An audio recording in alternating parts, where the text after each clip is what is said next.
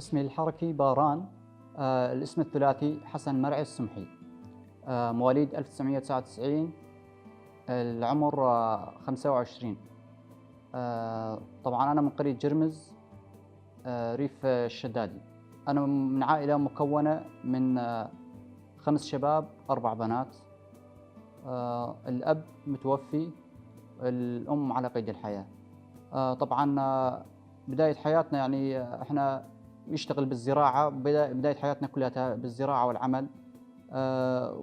طبعا كنا زاد نشتغل، نطلع بشكل موسمي على منطقة الجزيرة، نشتغل بالمناطق عامودة درباسية، وأنا كنت أعمل بشكل فردي بعد الدوام أعمال حرة. درست يعني تقريبا بداية الأحداث يعني حتى التاسع، درست حتى الصف التاسع، حتى ما اجت الدواعش يعني سيطروا على منطقتنا، والتقت المدارس عندنا بالمنطقة، وصرت اروح على اضطريت يعني اسكن بالحسكة مشان اكمل دراستي يعني. طبعا درست حتى البكالوريا، اخذت البكالوريا مجموع كويس. طبعا بعد ما اخذت البكالوريا يعني الوضع المعيشي صار عندنا سيء، واضطريت يعني انه اشتغل، وتركت الدراسة من وراء هالشيء هذا. طبعا بس كان عندنا الوضع يعني موضوع انه المنطقة اللي احنا كنا بيها لسه تحت سيطرة الدواعش، ويعني ما كنا يعني نقدر نتنفس يعني منوب ولا نقدر نحكي. كان الوضع عندنا سيء لحتى ما يعني شفنا على التلفزيون انه بلشت قوات سوريا الديمقراطية انه يعني اجت بحملة من عند منطقة الجزيرة حتى الحسكة، وصارت قريبة من الشدادي. صار عندنا تفاؤل يعني، وصار عندنا يعني امل انه راح نخلص يعني من هالشيء هذا اللي احنا عم نعانيه.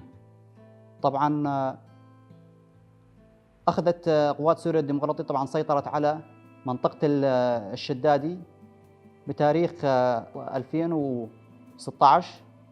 طبعا يعني لما سيطروا يعني كانت معاملتهم للاهالي كثير كويسه، ويعني امورنا كانت يعني بالتمام يعني. واحنا يعني من نعرف يعني عندنا فكره عن هالقوات يعني، ونعرف انه هي قوات مشتركه يعني مشكله يعني من عرب وشركس وارمن ومسيحيين وكرد يعني، كلياتهم ابناء يعني بلدنا يعني، مو مثل يعني الدواعش اللي جايين من برا يعني الاجانب.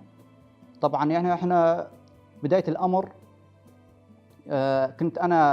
كانت في نقطه بسدنا قريبه منه، كنت انا ظل اروح لعند الرفاق فيحكوا لي انه احنا كلياتنا يعني متطوعين يعني تطويع ارادي مشان نتخلص من الدواعش ومشان نحرر اهاليتنا. ويعني صارت عندي افكار يعني حلوه، انه منهم يعني شجعوني انه اتطوع يعني. فانا يعني قررت انه اتطوع، تطوعت بال 2017.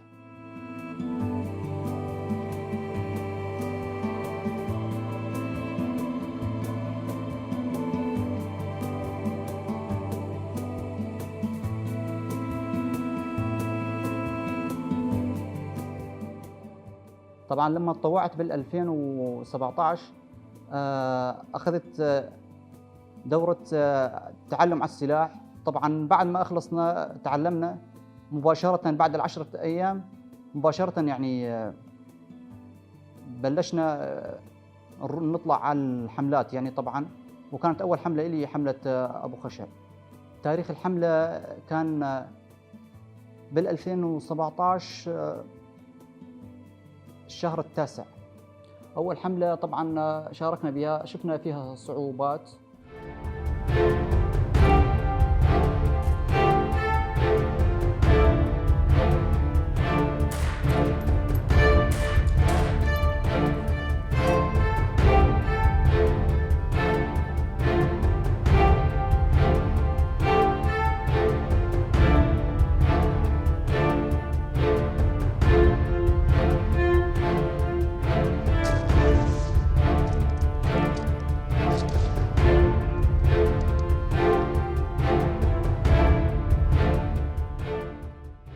غير انه معتمدين على التضليل والحرب الاعلاميه والتخويف. طبعا احنا كانت معنوياتنا قويه كرفاق، يعني كنقطه واحده، كحمله واحده، كانت يعني معنوياتنا قويه. انه نعرف احنا على ايش رايحين، نعرف حالنا انه احنا هدفنا شنو، واحنا رايحين مشان هدف، والهدف هذا لازم يتحقق. طبعا يعني وطبعا صدفنا يعني والتقينا مع كثير من الرفاق، من الرفاق اللي كانوا معانا، ساعدونا طبعا، يعني ساعدونا من حيث اللوجستيك ومن كل شيء يعني. طبعا الحمله كانت صعبه، بس معنوياتنا ولانه احنا كنا ايد واحده قدرنا انه نتخطاها وباقل الخسائر. طبعا حمله ابو خشب يعني ما استشهد بها شيء، رفيقين 3 و4 مصابين بس. من القوات اللي طبعا اللي احنا رحنا فيها، اللي كنا تابعين لها، وبعدها تحررت المنطقه. ثاني حمله رجعنا مره ثانيه لعند منطقه ابو خشب، بس كانت حمله تثبيت نقاط، ما كانت حمله، كانت تثبيت نقاط. استمرينا فيها بحدود ال10 أيام طبعا، وبعدها رجعنا طبعا على المركز تبعنا طبعا، اللي الطابور اللي احنا طبعا فيه. كنا نروح بشكل منتظم، يعني طبعا نقعد بالطابور 15 يوم ورد نطلع على حملة ثانية. ثاني حملة رحنا عليها كانت حملة الصور، وطبعا شاركنا بها طبعا، يعني كانت حملة زاد شوي يعني صعبة، راح فيها زاد استشهد فيها رفاق، واستمرت بحدود ال10 أيام حتى تحررت منطقة الصور بشكل كامل. وكانت يعني معنويات الرفاق بكل حملة يروحون عليها كانت المعنويات قوية، وبكل منطقة ناخذها كانت معنوياتنا تقوى أكثر وأكثر. ولما نشوف الرفاق يعني اللي عم يستشهدوا ولا الرفاق اللي عم ينصابوا، يعني انه احنا نكون يعني مثل ما حاسين بهم، واحنا نكون يعني ماشيين على هالدرب هذا، ويعني وما احنا يعني ماشيين ونعرف حالنا شنو، يعني عندنا هالروح وعندنا يعني احنا اذا قدمنا هالروح مشان هالوطن ومشان هالاهالي. طبعا الاهالي اللي حسينا فيهم، لانه احنا كنا بوضع نفس الوضع اللي هم فيه، فيعني كان عندنا حيل امل وعزيمه انه نخلص الاهالي من هالظلم هذا اللي عم يعيشوه. طبعا رجعت على الطابور بعد ما خلصت حملة الصور.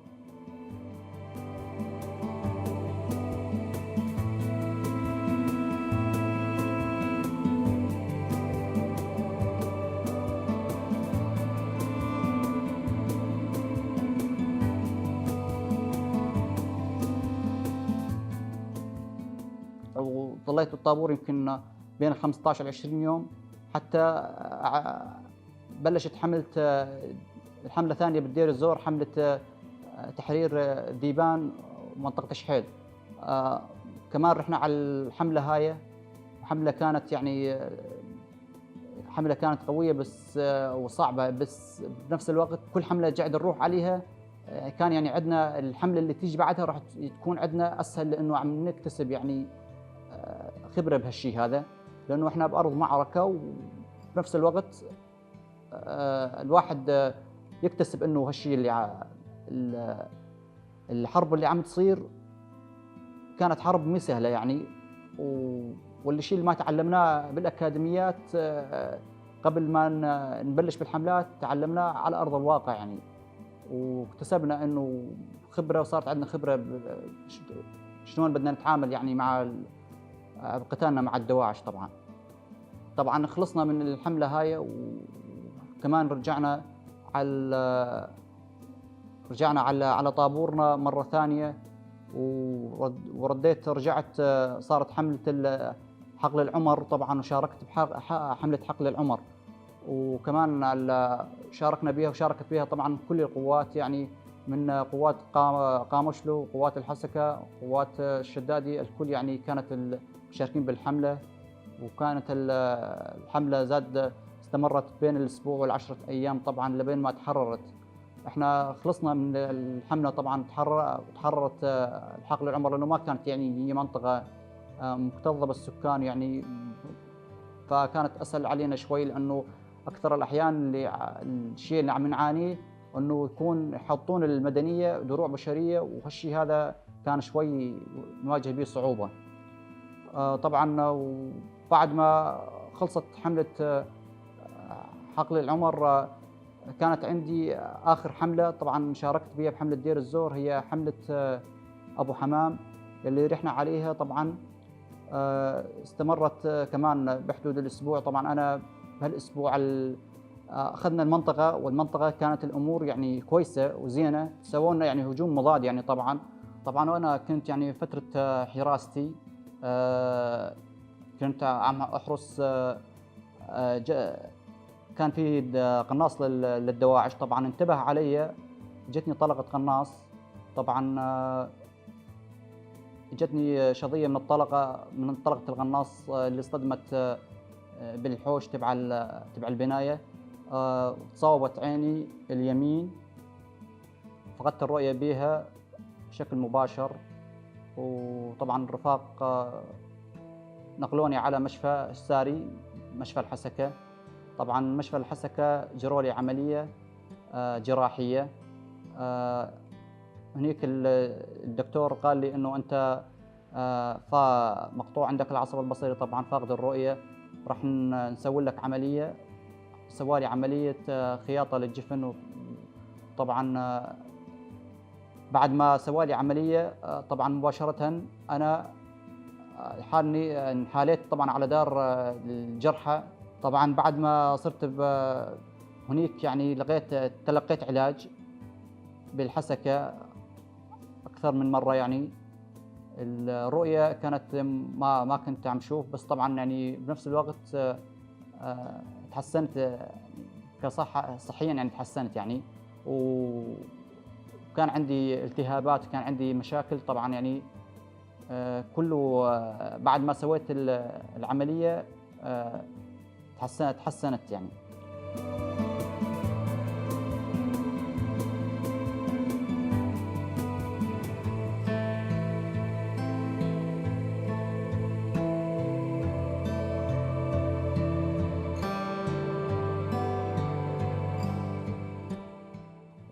رحت الرفاق بعثوني على باشور كردستان.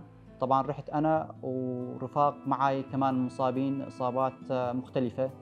طبعًا رحنا على باشور كردستان وتلقيت العلاج هناك. هنيك وكان العلاج يعني كتير يعني كويس ومفيد يعني. جريت عملية يعني بباشور كردستان. طبعًا العملية تم يعني زيت السيليكون. ضليت بباشور كردستان فترة 15 يوم. رجعت على سوريا على مركز الجرحى بالحسكة. ضليت يعني بالمركز الجرحى لمدة 3 شهور، حتى رجعت على باشور مرة ثانية مشان العلاج المراجعة.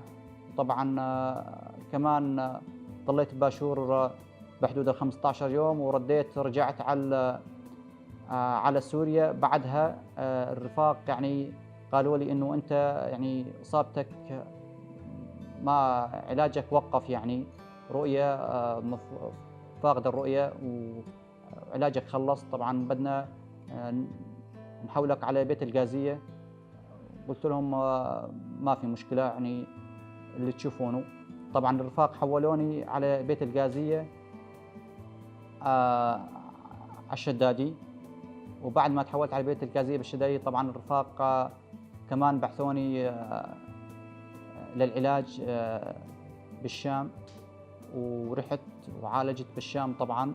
وطبعًا ما استفدت شيء كمان من العلاج يعني، بس الرفاق يعني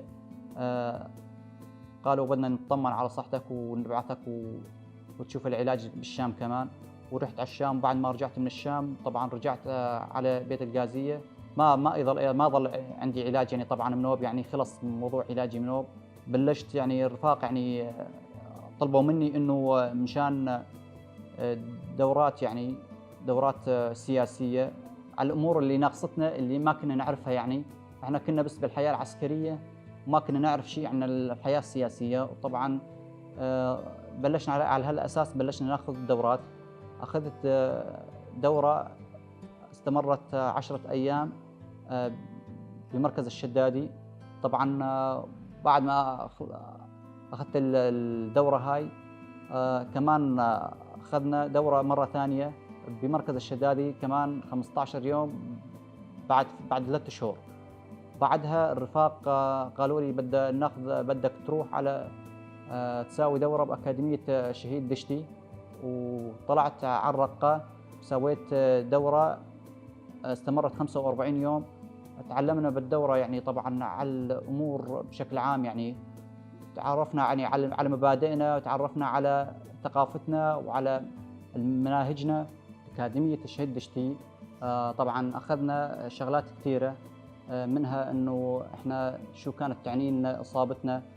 إصابتي يعني هي هويتي. يعني اليوم أنا تصاوبت يعني وقدمت وضحيت، ما ضحيت على الفاضي، وما راح يعني قدمت عضو من جسمي على شيء فاضي. طبعًا أنا قدمت وضحيت ومشان كرمال يعني بلدنا، كرمال أهلنا، كرمال إنه نحرر أهالينا وإنه نرجع الأمن والأمان لمجتمعنا لوطننا.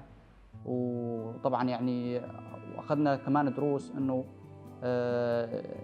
بالأكاديمية دروس كثيرة عن الحياة الاجتماعية، طبعًا الحياة المدنية، وإنه عن الفلسفة، فلسفتنا من ضمنها إنه الحياة المدنية، إنه كيف إنه إحنا كنا يعني بمجتمع مهمش. يعني كنا مجتمع ما نقدر نحكي، ما إلنا حرية، ما إلنا يعني دور بالمجتمع يعني نوب. بهالدورة هاي طبعًا يعني تعرفنا إنه لازم نكون يعني مجتمع، نبني مجتمع طبيعي مثل ما كان قبل آلاف السنين، إنه يكون مجتمع.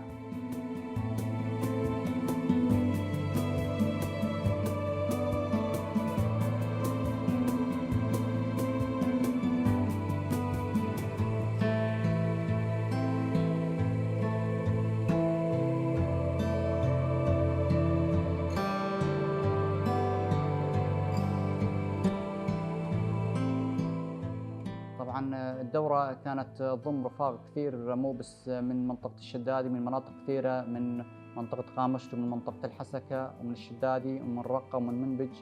وتعرفنا على رفاق هنيك كثير، يعني كانت رفاق يعني إصابات، كمان رفاق مصابين إصاباتهم مختلفة، كلهم جايين مشان ياخذون هالأفكار هاي السياسة اللي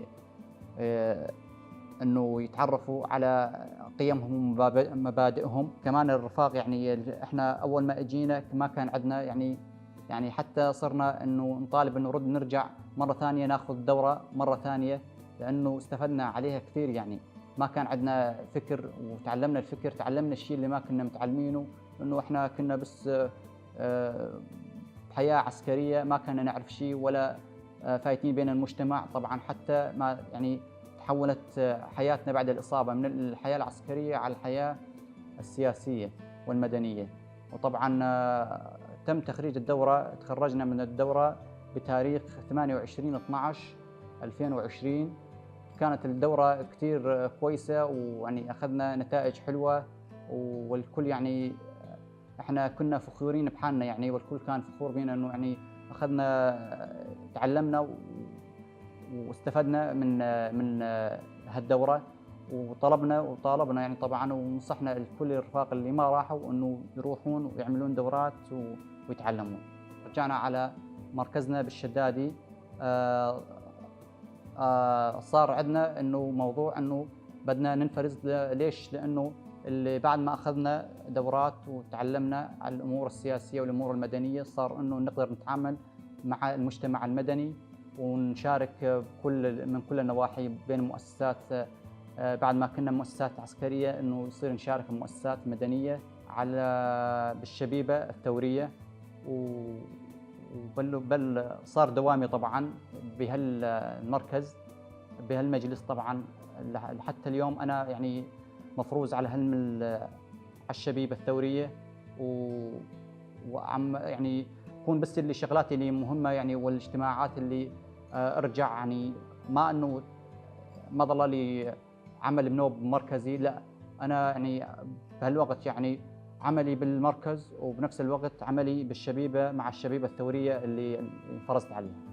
رسالتي للقائد إنه القائد كان مختلف عن كل القيادات، إلى الديمقراطية، إلى الأخوة والتعارف والعيش المشترك. القائد كان هو رجل السلام، يعني هو اللي يعني كانت رسالته رسالة للسلام مو بس بسوريا، بالعالم كله يعني. وكان فلسفته وإيديولوجيته طبعًا كانت يعني الشعوب يعني تأثّرت بيها، وكتير إنه المجتمع كان متأثّر بيها. القائد هو يعني هو اللي يعني دربنا يعني نحو السلام يعني. هو القائد يعني رسالتنا الأخيرة إله إنه يعني لولا القائد ما حل السلام ولا عشنا لحتى يومنا هذا، وشفنا بفضل القائد وطننا وبلادنا يعني عم تشرق النور من يعني من جديد.